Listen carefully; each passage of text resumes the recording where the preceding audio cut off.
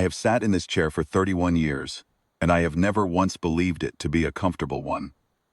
It is not meant to be comfortable.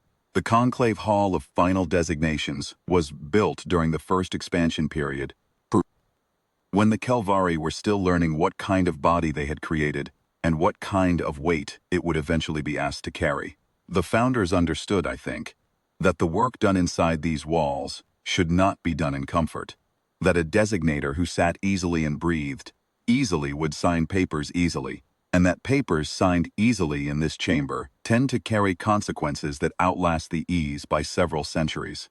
So they built the chairs narrow. They built the days cold. They let the light come in from the high northern windows, gray and measured, the kind of light that does not flatter a face or warm a hand. They built the chamber for clarity, and they built it for weight. After 31 years, I have come to respect that choice, even when my back does not. Today the chamber holds 11 designators and 1 matter. The matter is the Oruun interior.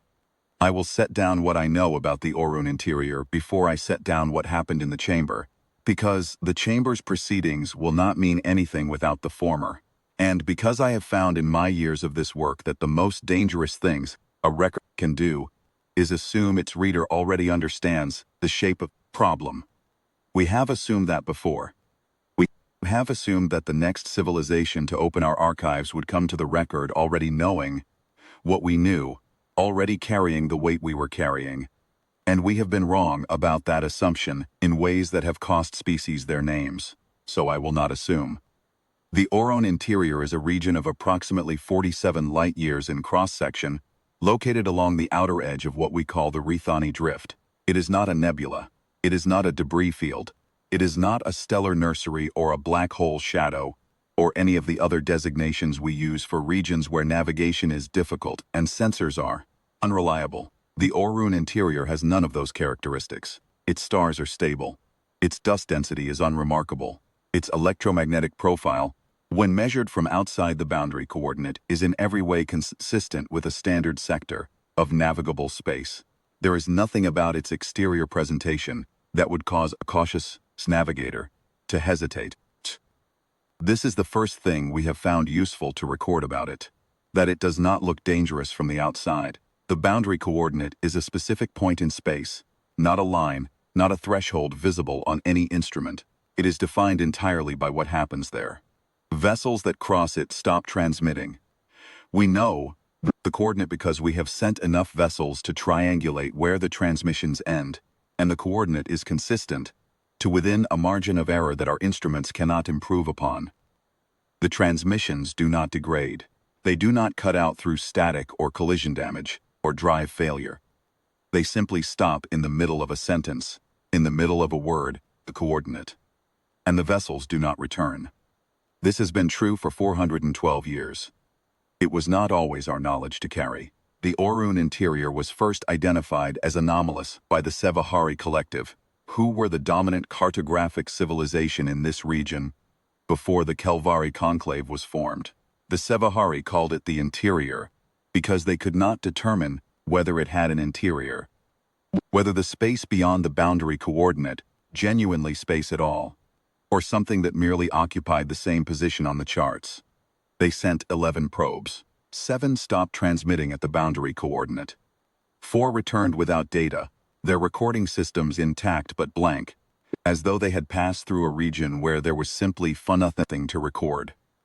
The Sevahari logged this, appended a caution notation to the sector charts, and moved on to other work. They were a practical civilization, the Sevahari. They did not spend time on questions they could not answer. And the Oruun interior was a question they could not answer, so they noted it and left it to whoever came next. We were whoever came next. I want to be precise about how the Kelvari conclave came to inherit the Oruun interior problem, because precision is the only thing that protects a record from being reinterpreted by later readers who were not in the room. The Sevahari passed their archive to us, not because they had solved the anomaly, but because they had dissolved as a civilization. Not by violence, not by extinction, but by the slow diffusion that sometimes takes a species that has grown old enough to stop needing collective structure. They gave us their charts. They gave us their notations. They gave us the 11 probe records, and the caution designation, and the blank recording, units that had returned without data, and they said, in the formal language of archival transfer, "This is a problem we did not finish. We hope you do better with it than we did. We probably will not be around to find out." The Sevahari, I am told, gracious about a great many things at the end.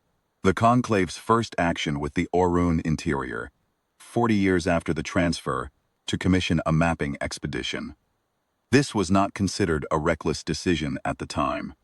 The Kelvari were younger than the Sevahari had been, and youth has its own kind of confidence. Not the confidence that dismisses warning, but the confidence that believes warning can be understood if you approach it with enough instrumentation. We believed in instrumentation. We believed that the Sevahari probes had been simple and their instruments crude, and that our instruments would tell us something the Sevahari instruments had not. We sent the cartographer's survey vessel Orvath 7 into the Oruun interior. The Orvath 7 carried a crew of 14 and the most advanced sensor array the Conclave had built to that point. It crossed the boundary coordinate at precisely the time its mission profile specified. Its transmission stopped. It did not return.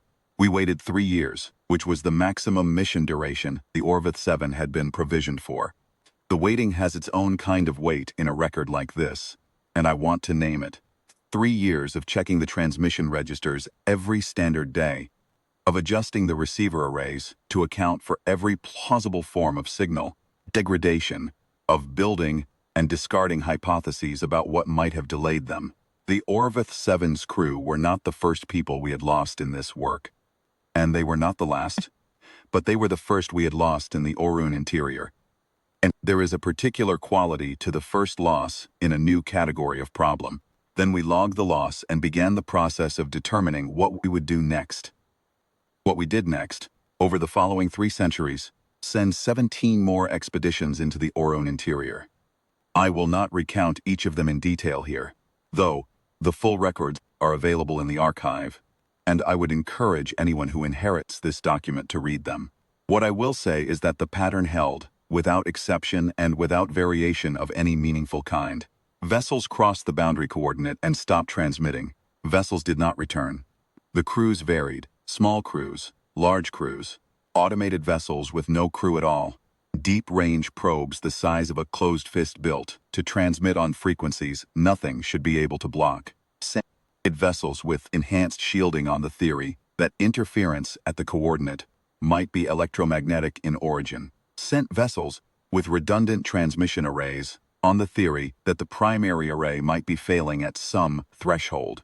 We sent 2 vessels together, side by side, with instructions to maintain visual contact and describe to each other what they were seeing as they crossed the coordinate, on the theory that 2 simultaneous accounts might reveal something a single account could not. Both transmissions stopped at the coordinate. None of them transmitted from beyond it. None of them returned. There was one anomaly. The anomaly is the part of this record I have spent the longest time deciding how to document, because it is the part that matters most, and the part most likely to be misread by someone who was not in the room when the testimony was entered. I will try to be as precise as I know how to be. In the 219th year of Kelvari observation of the Oruun interior, probe designated Survey Insertion Unit 4, we called it the 4, was sent across the boundary coordinate as part of a passive observation series. The 4 was not a crewed vessel. It was built to enter, record on passive sensors only, and return. It had no active transmission array.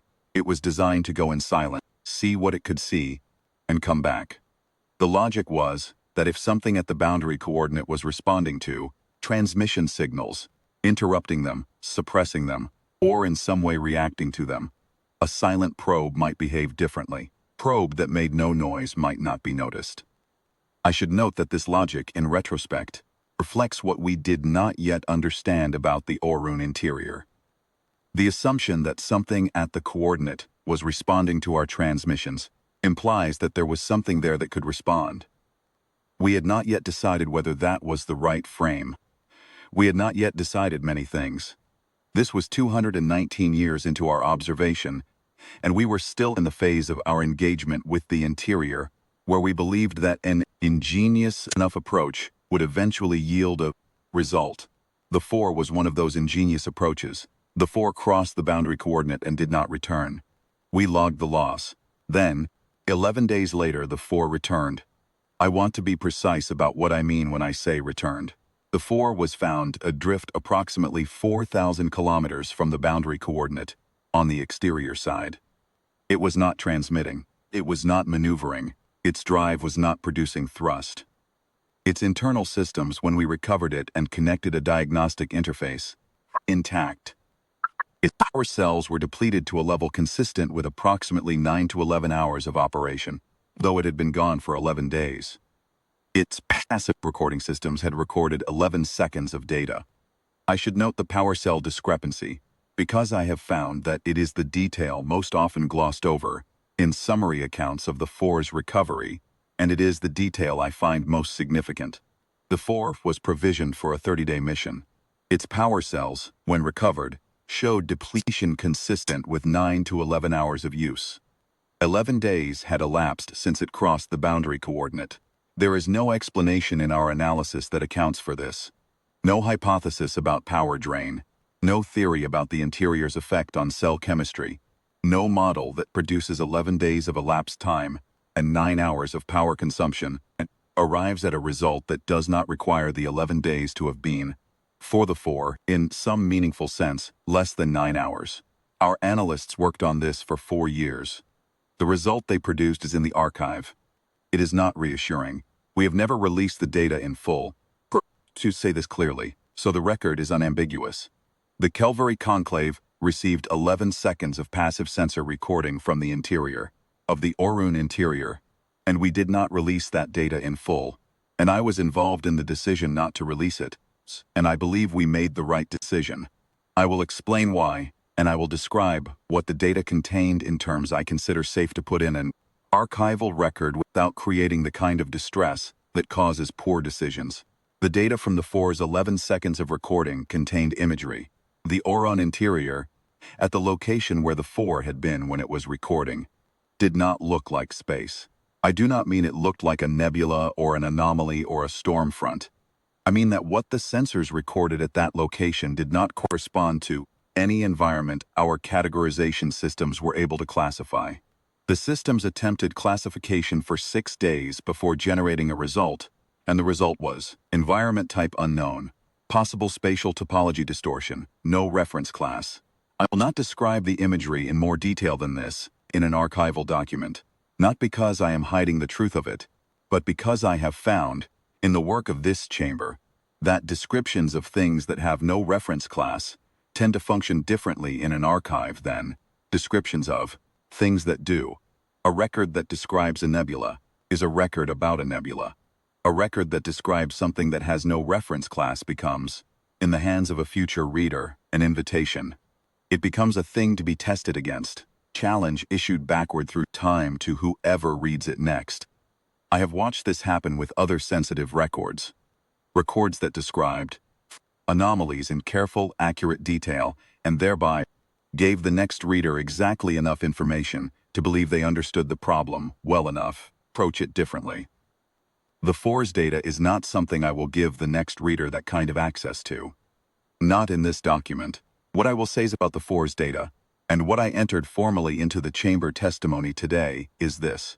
The 11 seconds of recording are consistent with the hypothesis that the interior of the Oruun interior is not a standard region of navigable space, and are not consistent with any other hypothesis we have been able to generate. That is the full extent of what our analysis concluded. The interior of the interior is not what the exterior suggests it should be.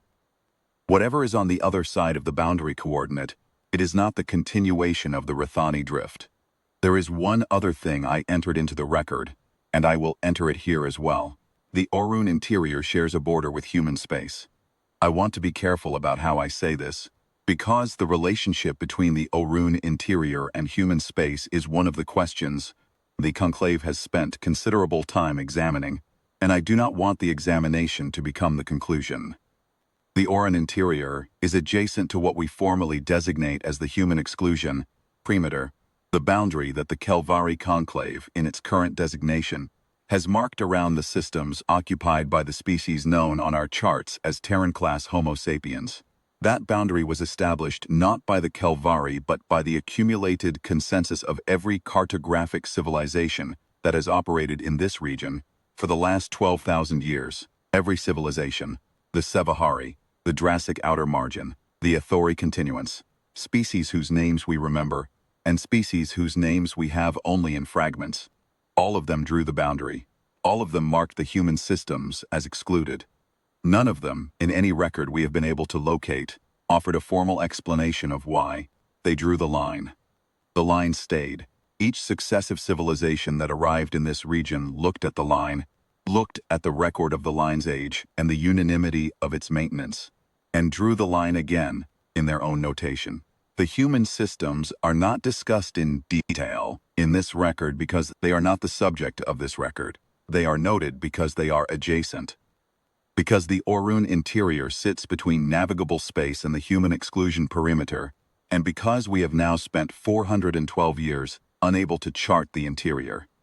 And because the question of what relationship, if any, exists between the unchartable interior and the excluded human systems, is a question this chamber has formally voted not to investigate, on the grounds that investigation would require entering either the interior or the perimeter, and we have sufficient data about what happens to vessels that enter either. I have my own view about the relationship. I will not put it in the formal record, and I will not put it here, because my view is not supported by evidence we collected. It is supported by pattern recognition, and pattern recognition in the absence of direct evidence is not a thing I am willing to endorse in an archival document that will be read by civilizations I cannot predict.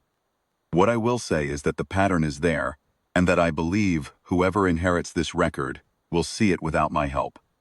The chamber convened at the 3rd hour of the standard Kelvari day, which in the northern hemisphere of our home world is the hour just before the light changes, when the gray morning is at its steadiest in the day, has not yet committed to warmth. I have always found that hour clarifying. There is nothing in it that suggests comfort, and so the mind arrives in it without expectation. 11 designators, 1 matter. I called the session to formal order using the language the chamber uses for final designations. The older form dates to the first expansion and has not been updated. Because the founders felt strongly that certain language should not be updated, that the weight of the old words is part of their function. I will not reproduce the ceremonial language here. It is in the archive. It is not what matters. What matters is what happened after the opening.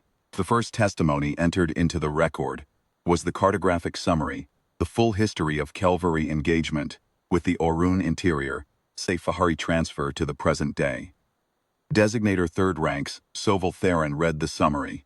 It took approximately 40 minutes. The chamber was quiet throughout. Designators do not interrupt a summary read. It is one of the chamber's oldest protocols, and I have enforced it rigorously since I took the senior position.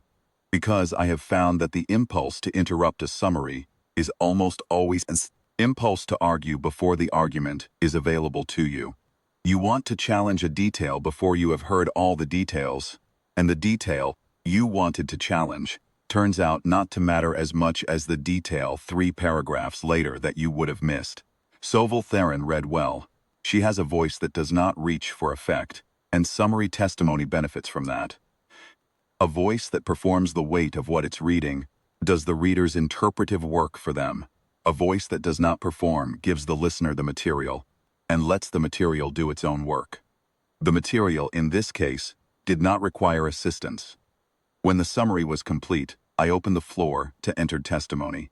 This is the part of a final designation, hearing that most closely resembles what a non-designator might picture when they imagine such a session: voices, questions, the weighing of record against record. But it does not resemble that picture as much as they might think. What we enter into testimony in this chamber is not argument. It is evidence. The distinction is one I spend a great deal of time enforcing, and it is more important than it sounds. Argument is what you do when you are not sure what the facts are, and you need to persuade someone to adopt your interpretation.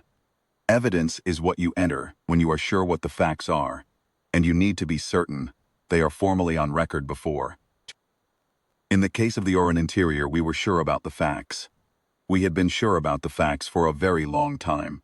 What we were doing today was not discovering them. We were finalizing their designation so that the record would be clear, and the next civilization to open our archive would not have to do the work of discovering them again.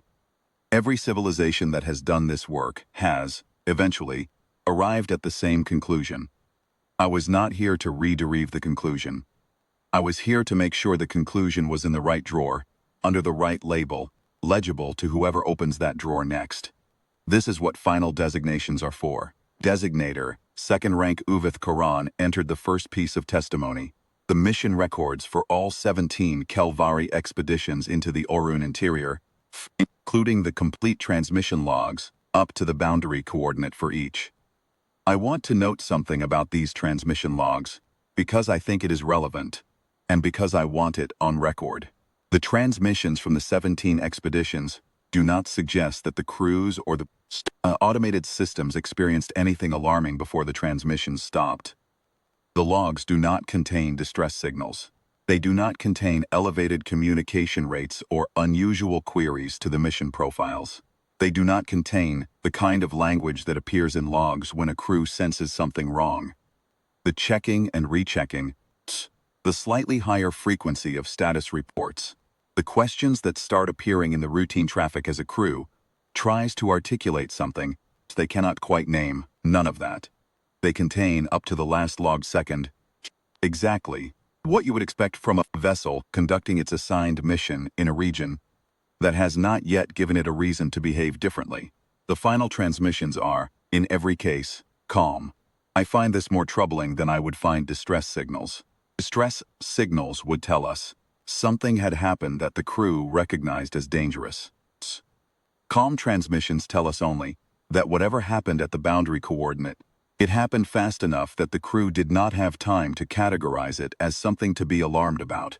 Or, and this is the interpretation I find more probable, though I have no evidence for it beyond the pattern, it happened in a way that did not present itself to the crew as dangerous at all, as something else, as something they did not have a reference class for, so could not know to fear. Uvith Karan entered the mission records without comment. The mission records did not require comment. Designator first rank Merav Soln entered the second piece of testimony, the analysis of Survey Insertion Unit 4's recovery, and the 11 seconds of passive sensor data. She did not play the data. She entered the analysis summary and the classification result. Environment type, unknown. Possible spatial topology distortion, no reference class. And the formal recommendation of the Conclave's Survey Analysis Division that the data not be released in full pending a final designation determination of the Oruun interior status. She also entered, without elaboration, the power cell discrepancy finding, 9 to 11 hours of consumption across 11 days of elapsed time. She read this as a fact in the same tone she read all the other facts. I appreciated that. It is a fact. It is a disturbing fact, but it is no more or less a fact than the boundary coordinate or the 17 lost missions, and treating it with a different register than the others would have implied that facts admit of different weights in this room, which they do not. I confirmed the recommendation was accepted and entered into record. There was long quiet in the chamber after Merav Soln sat down. Long quiets in this chamber are not uncomfortable. They are part of the work. When you are weighing something of genuine consequence, silence is appropriate. And designators who have been in this work long enough know the difference between a silence that means no one has anything to say, and a silence that means everyone is thinking. This was the latter. I have been in this chamber for 31 years, and I have developed a reasonable ability to distinguish the quality of its silences. This one had a particular texture. Not the texture of people who are surprised by what they have heard, the texture of people who are confirming what they already believed, and finding the confirmation no more comfortable for being confirmation. Designator second rank Torev Amash broke it.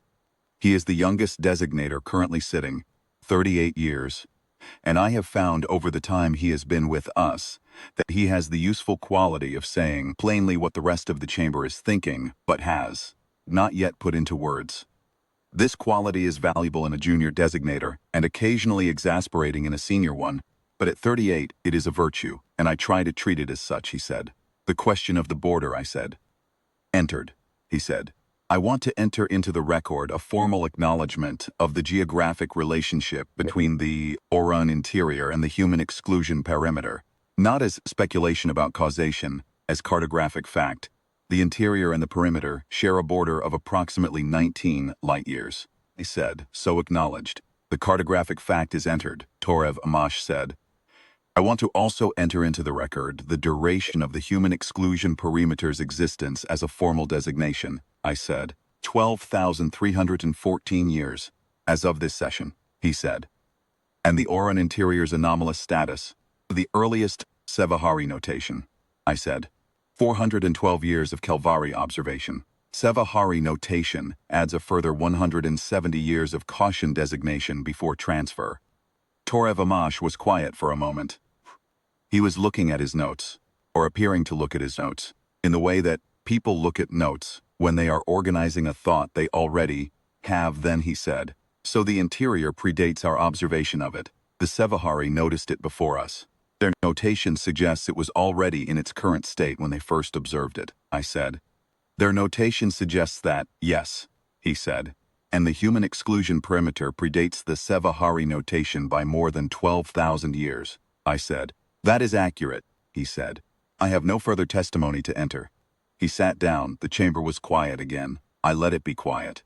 There are things that do not benefit from being spoken aloud in formal testimony, and the thing Torev Amash had just laid out was one of them. It was on the record. The shape of it was visible to anyone who read the record carefully. I saw no value in making it louder. Some patterns, once you have pointed to them, do not need to be explained. The pointing is the work. What he had laid out, in the careful language of entered cartographic fact, was this. The human exclusion perimeter is very old. The Oruun interior's anomalous status is considerably less old, but still older than our knowledge of it. Perimeter and the interior share a border.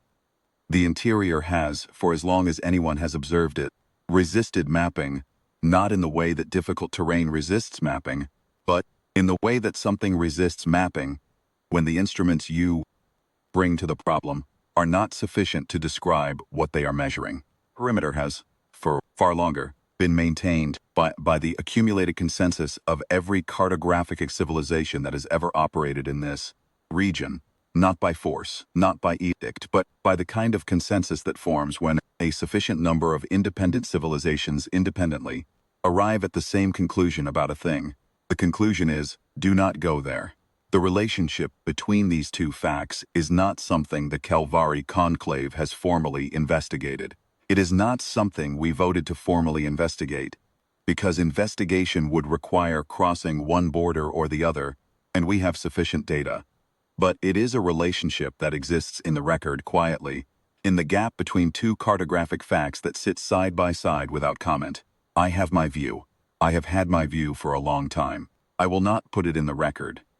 What I will put in the record, and what I entered formally at this point in the session, is the summary of consultations we conducted prior to today's hearing.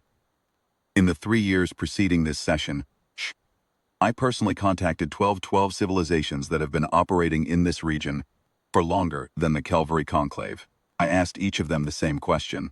I asked, do you have records concerning the Oruun interior? And if so, what is their content? Of the 12, 6 responded. The remaining 6 either could not be reached or chose not to reply. And in the work of this chamber, I have learned not to interpret silence as absence of knowledge. Some civilizations that have been in this region for a long time have developed the habit, with certain categories of inquiry, simply not answering. This is itself a kind of answer, and I noted it without pressing further. Of the 6 that responded, 5 had records of the interior predating the Sevahari notation. Their records varied in format and detail, but they agreed on the fundamental cartographic fact. The region is anomalous, entry is not advised, nothing that is entered on record is returned, except the Sevahari's 4 probes that came back blank. and what the Kelvari know as the Four. Several of the five noted the blank probe specifically. They had encountered the cemetery data in their own archival research and found that turning blank probes details significant. One of them noted, in language I will not reproduce in full but will paraphrase, probe that returns having recorded. Nothing is a different kind of information than a probe that does not return. It suggests that whatever is inside the boundary coordinate can make a determination about what to send back and what to keep. I entered this observation into the record as a notation from an external source, without endorsing it as a conclusion. It is a notation. It is in the record. The fifth of the 6 records was the most extensive, maintained by a civilization called the Vorath Enumeracy, which has been operating in this region for approximately 9,000 years and has maintained a continuous cartographic archive throughout. The Vorath Enumeracy's records contain 17 of their own probe attempts into the Oruun interior over a period of 6,000 years, indicating even the Sevahari's engagement with the anomaly. All 17 attempts resulted in loss. Their records also contain 2 crewed expeditions, both conducted early in their engagement with the region, before the pattern of losses had established itself sufficiently for the Enumeracy to treat it as a pattern rather than an inconvenience. Both crewed expeditions crossed the boundary coordinate. Neither returned. The Vorath Enumeracy's most recent attempt was approximately 400 years ago, conducted specifically to determine whether the anomaly had changed in the intervening time. It had not. Their current designation for the region is listed in their archive as follows, and I entered the translation formally. Interior of unchartable character. Approach discouraged. No recovery expected. No investigation recommended. Do not attempt. I appreciate the Vorath Enumeracy's directness. They are not a civilization that wastes language on gradations when the matter is settled. The 6th responding civilization's records I will mention separately, because they require a different kind of care. The 6th was the Aethori continuance. Anyone in this chamber who has been doing this work for more than a decade already knows what the Aethori continuance means when it appears in a record. The Aethori are the oldest cartographic civilization currently active in this region, by a margin that makes the word oldest feel inadequate. Their records predate the human exclusion perimeter itself. Their records predate, as far as we can determine, the first appearance of humans in any other civilization's records at all. When I say the Aethori have been in this region for a long time, I mean that the duration of their presence in this region is long enough that the phrase itself loses its ability to carry the right weight, and you find yourself needing a different word for what it means to have been watching something for that long. The Aethori continuance's response to my consultation was brief. It was not dismissive. The Aethori are rarely dismissive. They have been in this work long enough to understand that dismissiveness is a form of imprecision, a way of closing a question without actually settling it. But it was brief. What they sent me was a single document from their primary archive. The document was not labeled or dated in any way we recognized as standard notation. Our analyst estimated its age at between 7,000 and 9,000 years, with a large margin of uncertainty, because the material medium of the original document appears to be something our instruments cannot reliably date. The document contained 3 things. The first was a cartographic notation of the Oruun interior in the Aethori's archival format. The notation matched ours in every geographic particular. Same boundary coordinate, within a margin of drift, consistent with stellar movement over 7,000 to 9,000 years. Same anomalous classification. Same recommendation. Do not enter. The second was a notation about the human exclusion parameter that I did not expect. It was brief. It said, in translation, the interior and the perimeter are treated as a single designated zone in Aethori records, and have been since the earliest notation available. They are not distinguished from each other in our designation system. I read that line twice before I entered it into testimony. I read it the first time with the part of my mind that processes information, and the second time with the part that interprets it, and both readings arrived at the same place, which was not a place I could put into formal testimony. I entered it without comment, because comment would have been speculation, and we do not enter speculation into this record. What I will say here in this document is that the Ethori's refusal to distinguish the interior from the perimeter is not a notation I found easy to set aside after the session ended. The third thing the Ethori document contained was a line I have returned to many times since receiving it. I will quote it in full because I believe it should be on record, and I believe it should be quoted exactly, without my interpretation inserted around it. In translation, there was a time before the designation existed. We do not discuss what changed. That is the full quote. 3 sentences, 12 words in translation. I entered it into the record, and I noted that it was a full quote, and that we had not received any clarification from the Ethori regarding its meaning, and had not requested clarification, on the grounds that requesting clarification from the Ethori about a topic they had chosen to characterize with that level of brevity seemed unlikely to produce useful information, and quite possibly likely to produce information we were not in a position to properly classify. The Chamber accepted this judgment without objection. I noticed that it accepted it without objection rather quickly, which told me that the designators were already carrying the same question I was carrying, and had already arrived at the same judgment about whether to press it further. We proceeded to the formal designation vote. Final designation vote in this chamber is not a debate. By the time we reach the vote, the record is on the table, the testimony is entered, and the designators have heard what there is to hear. What the vote settles is not the facts. The facts are already determined, but the formal classification that the Calvary Conclave will attach to those facts for archival purposes, and the nature of the record we leave for whoever comes next. There were 3 designation options before the chamber. First was designated anomalous, approach with caution. This is the designation the Oruun interior has carried for the duration of our observation. It is not wrong, strictly speaking. It accurately reflects that the region is anomalous and that approach is not advisable, but it is a designation designed for regions where caution might be sufficient. Regions where an informed navigator, exercising appropriate care, might navigate successfully. Nothing in our record supports the hypothesis that caution is sufficient in the Oruun interior.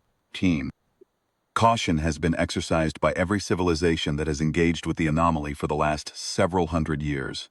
Informed navigators have been sent with excellent instrumentation and clear instructions, and every advantage we could give them.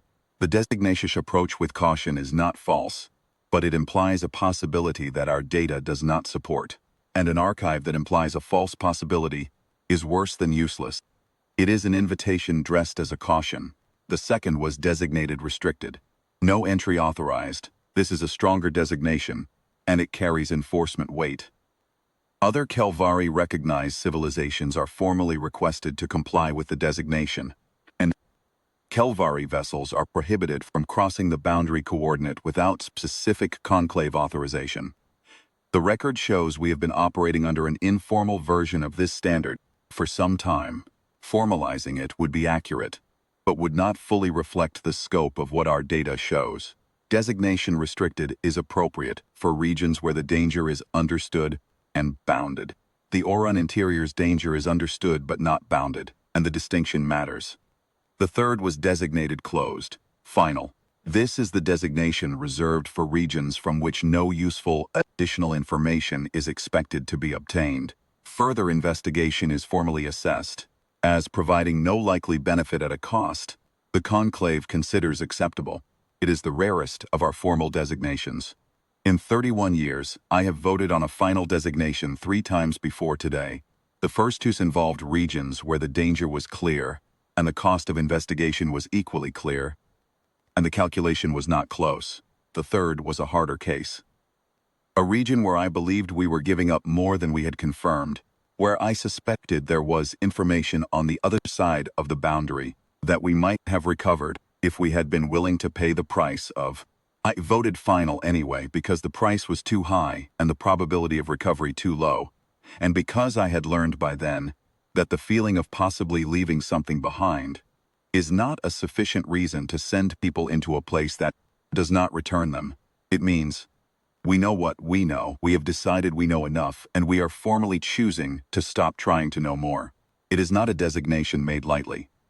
It is a designation made when you have looked at what you have and decided that the gap between what you could know is not worth the price of closing. We voted. The result was 9 votes for designated closed. Final, 2 votes for designated restricted. No entry authorized. I cast my vote for designated closed. Final, I am the 11th vote. Do not record which designators voted which way, because this chamber is not a place for attributing individual votes to individual names in any document that will be archived. We are not here to be individually remembered. We are here to produce the record. What I will say about the vote is that it was not close, and that I expected it not to be close. 9-2 is not close. The 2 votes for restricted reflect, I think, is not disagreement about the nature of the interior, but a different reading of our obligations to the civilizations that will come after us. A restricted designation is actionable in the near term. It generates formal notifications, compliance requests, creates a mechanism for ongoing monitoring. A final designation closes the file. The 2 who voted restricted were, I think, uncomfortable with closing the file, not because they believed investigation remained viable, but because a closed file feels like an abdication. I understand that feeling. I have felt it myself in the course of this work. The difference between us, I think, is that I have come to believe that closing a file that should be closed is not an abdication. It is the last useful thing you can do for it. I closed the vote. I read the formal language of final closure into the record, the older language, again, because certain language is not updated. I named the designation designated closed, final. I entered the boundary coordinate, the geographic limits of the zone, the effective date, and the formal archival instruction. This designation is not subject to review. Future Kelvari administrations may append to the record but may not overturn the designation without a new full conclave convening, which, given the current structure of the full conclave and the likelihood of a future administration, locating 17 available senior designators to convene it, is an instruction that carries some practical weight as a deterrent against impulsive reconsideration. I sealed the session record. Then Torev Amash raised his hand. He is 38 years old, and he has not been in this chamber long enough to know, fully, what it means to raise your hand after a session record is sealed. Not in terms of protocol. The protocol allows it. You may always bring new information to the floor before the session is formally dismissed. What you cannot do is reopen the vote. You can do is enter new information. And I knew from the look on his face that he had new information, and that it was not information that would make the day easier, I said. Designator Amash, he said, I've just received a communication that I believe is relevant to the session record. He paused. Not for effect. He paused the way people pause when they are organizing what to say next in a situation where the order matters. The Drevathi Principality has filed a standard navigational notification with the Kelvari Conclave's transit registry. The notification is 22 days old. It arrived in the transit queue during the pre-session documentation freeze and was flagged for post-session review. I said, what does the notification concern? He said, it notifies us that a Drevathi survey fleet, the notification lists 6 vessels, filed an intention to conduct exploratory cartographic survey of the region they describe as the Eastern Rethani Approach 3 weeks ago. The region they designate as the Eastern Rethani Approach includes the boundary coordinate of the Oruun interior. The chamber was very quiet, I said. How old is the fleet's departure from Drevathi registered space, he said. 25 days by the timestamp. The Oruun interior boundary coordinate is 8 days of transit from the edge of Drevathi registered space, at standard survey fleet speed. That is the relevant number. I will let whoever reads this record do the arithmetic. I took the communication from Torev Amash. I read it. It said exactly what he had described. 6 vessels. The Eastern Rethani Approach is what they were calling the Oruun interior in their notation, not having yet accumulated enough engagement with it to know that other civilizations had given it a different name. A cartographic survey, filed in good faith, with a standard navigational notification on their standard transit registry form. They had done everything correctly. They had filed in advance. They had listed their vessels. They had described their mission accurately in their own terms. They had done everything a young cartographic civilization is supposed to do before, sending 6 ships into an unexplored region. The Drevathi Principality is a young civilization by the standards of this region. 40 years of Kelvari contact. They have been expanding their survey operations for the last 12 years with considerable competence. I have reviewed their survey reports in other regions and found them technically thorough and professionally conducted. They are not reckless. They are not the kind of civilization that ignores warnings. They are the kind of civilization that files its notifications and conducts its surveys, and expects to come home. They could not have known about the interior's history from our record because our record was not available to them in final form.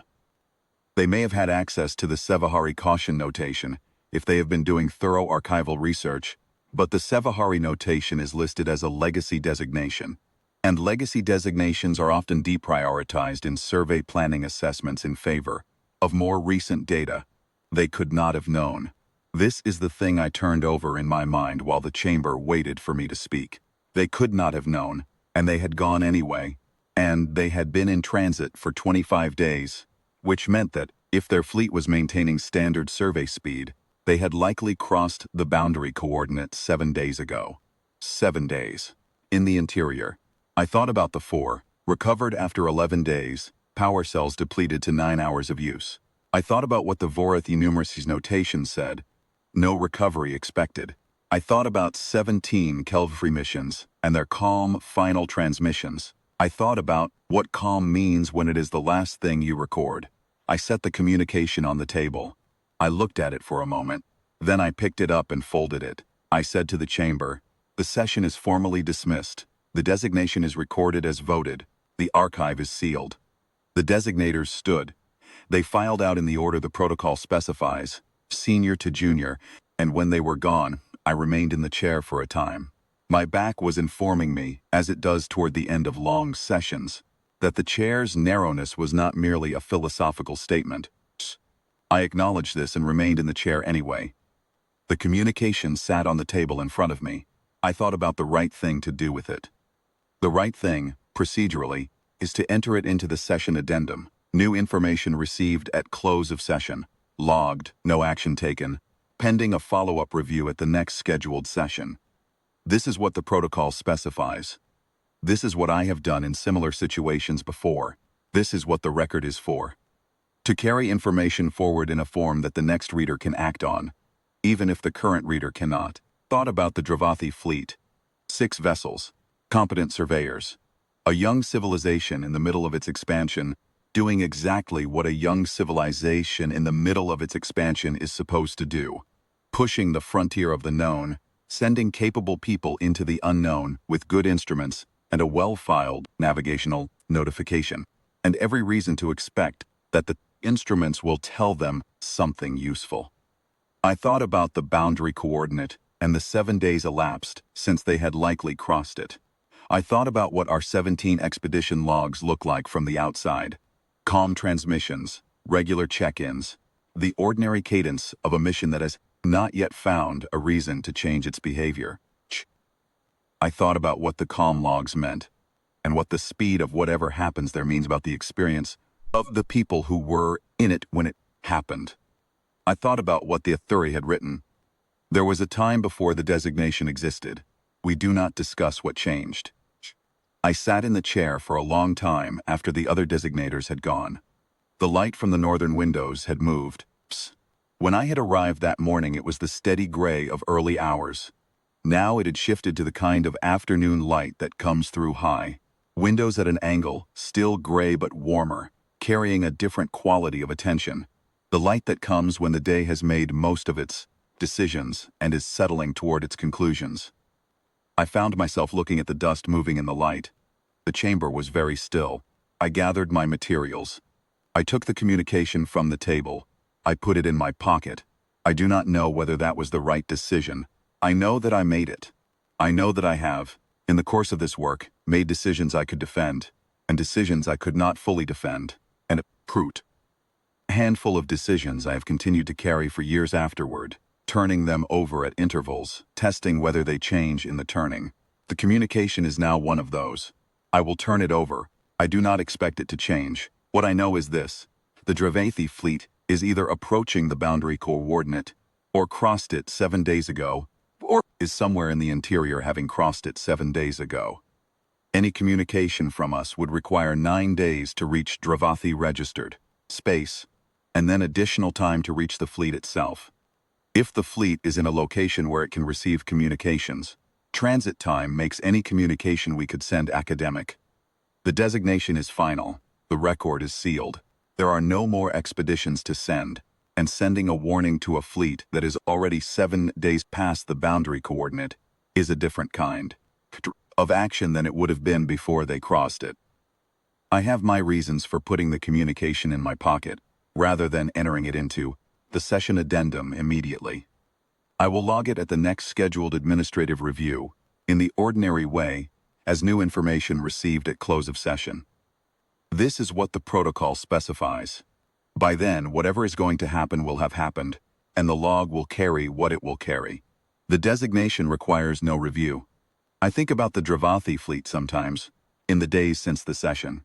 6 vessels, competent surveyors, a young civilization in the middle of its expansion period, doing the thing that young civilizations do. Pushing forward, mapping what has not been mapped, assuming that the unknown yields to good instruments and careful work. They are not wrong to assume this. In most regions, it is true. The galaxy is large, and most of it, when you approach it with sufficient care, tells you what it is. The Oruun interior is not most of it.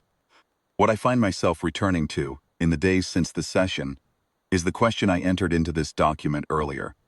The question of what it means, a graphic fact that the Oruun interior adjoins the human exclusion perimeter. Not what it implies, not my view. I will continue to not put in the record. What it means, the Oruun interior is now designated closed final.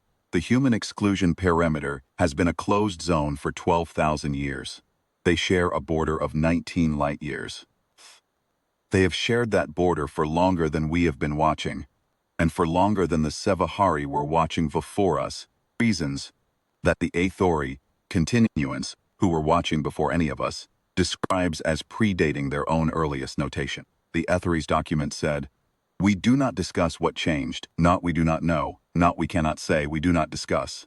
It is a specific choice of language, and I have sat with it long enough to believe the specificity is deliberate.